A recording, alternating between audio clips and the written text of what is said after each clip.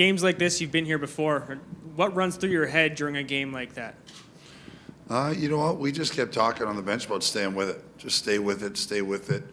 You know, we felt we had a very good start. First 11, 12 minutes, really liked it. And then, you know, I think a bit of the ghost of the other night crept in when they scored a couple of goals and we had to reset. And I think Stiller's big hit. You know, the guys on the bench started saying to each other, hey, we're not dead. You know, this isn't over. Let's go. And I think that gave them, rejuvenated them a bit, and we said, just stick to the process, get one, and we'll see what happens from there. The bottom line was, when it went 4-1, I said to them, if you don't allow another goal, we can win this.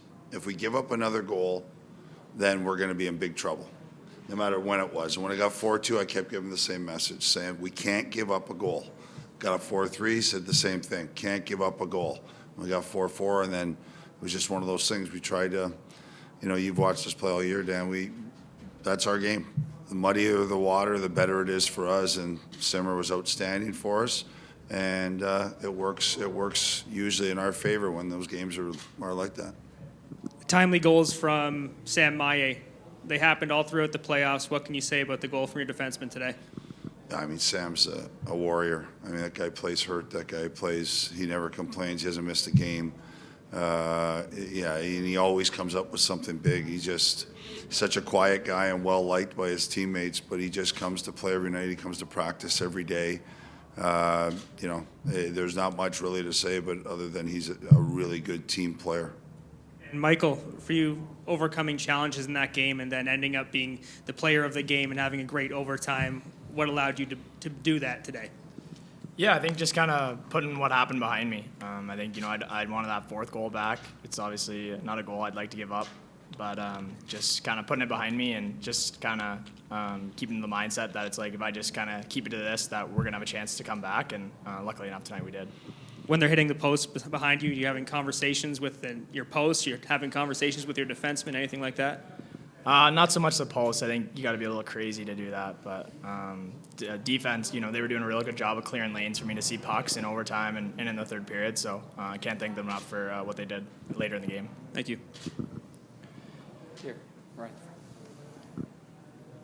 So, as mentioned, for a question for both of you, as mentioned before, like, you guys have been doing this for much of the postseason.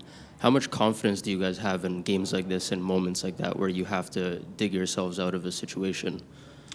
Yeah, like we've had this, you know, it's not over type of attitude. So we adopted that at the start of the playoffs, and we've kind of gone with that, and we've said that you know, you can't ever, and it was even when we were losing 10-2 the other night, you know, we said let's continue to play, look for a goal, look for a hit, look for a bump, look for a hold-up, look for a face-off win, just to carry it forward for Tuesday. And these guys have done that. And like I said, when it was 4-1, none of them had put their heads down. They were all still saying the right things. And that's why we were able to squeak out a win against a team who played really well.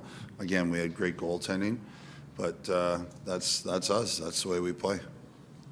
Yeah, I think it just kind of shows our character. I think, you know, all playoffs long, it seems like when we're down a goal, we battle even harder. So I think it just shows the team character. And, you know, we're an older group, so guys have kind of been through different situations. And for some reason in this postseason, it just seems like when we're down, it's like we just find that extra gear to kind of push forward and get the win. Are we good? More questions? We're good? Thank you again. Oh, go ahead. Last one. So, on your end, as far as being the coach, what is the type of culture that you try to set in the beginning of the year to kind of get you to this point and to be able to have this type of team built for situations like that? Well, you know, we talked from day one at training camp. The very first meeting we had was about getting to the Memorial Cup. That was our very first meeting. And that was the very first thing we said. You know, like, we had a really good team a couple of years ago when COVID hit. And we really felt we got cheated that year, and we wanted to have you know, who knows what would have happened, but we felt we wanted to, you know, a shot, and we went out and acquired some really good players to add to the group we already had, and our whole mindset was that we wanted to be a playoff hockey team, and I've talked about it from the start, and that's where we coached, and that's where the players played, and I think what it did was It's gave everybody a mentality of that, okay, like, you know, this is our purpose. This is what we're supposed to do. Like, we're not here by luck. You don't win 4 rounds. You don't win this game tonight out of luck. This has happened all playoffs. Now, was there good bounces that probably went in our favor, especially at the end? Absolutely. But it's the mentality of the group that's like, well, you know what? This is our cup. Like, we do not want to come here and not go home with it. You know, only one team will do that, but that's really what we've been talking about from day one. And just one from me, not to take away from how special tonight is, but this is a really short turnaround to the semifinal tomorrow. So what does that look like in terms of getting your team ready to play again tomorrow night? Well, I got myself used to, I yelled at them right away. So then I felt good and I knew we were going right ready for tomorrow. So we went in and we said, celebrate this, enjoy this, but let's get our heads going, get home, back to the hotel, eat, get fueled up, and start thinking about Seattle. And to be fair, they've been used to that and doing that.